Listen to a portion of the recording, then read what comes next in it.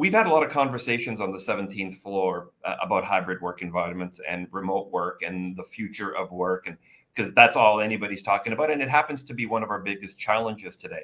But a lot of those conversations have been around creating an office environment and creating, educating employees on the benefits of it and how to manage employees.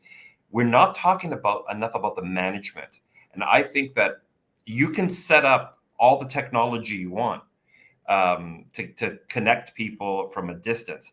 But if you don't have the right management practices, nor train the managers to manage a team remotely, all of that means absolutely nothing. So your first book was that. So I'd like to maybe start off with a perspective from you.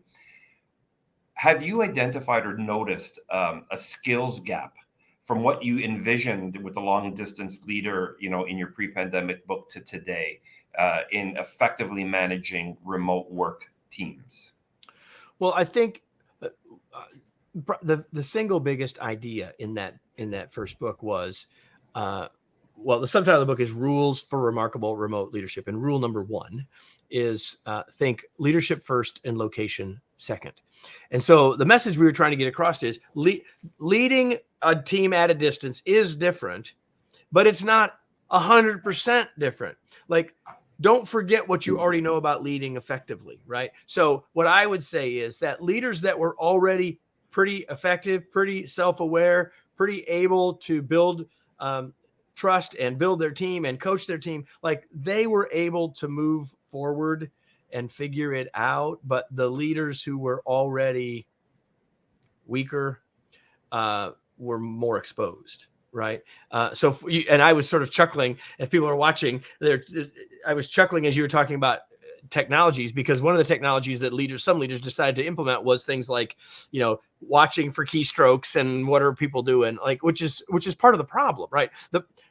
People said one of the biggest things that happened, Sam, when we went into the pandemic and we sent everybody home, was leaders would say to us, like, how do I know if they're working? I said, you didn't know if they were working when they're in the office. I said, what do you mean? I said, unless you were looking over their shoulder, all you knew was they were at their desk.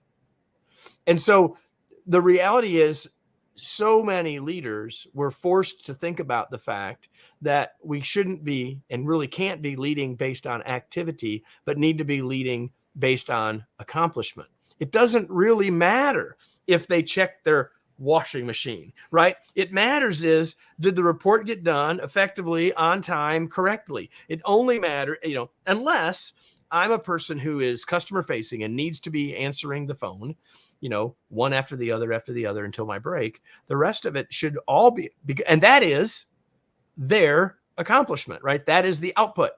But for many others, the outputs are different. And that's what leaders need to be focused on, is what are the outputs that people need to reach.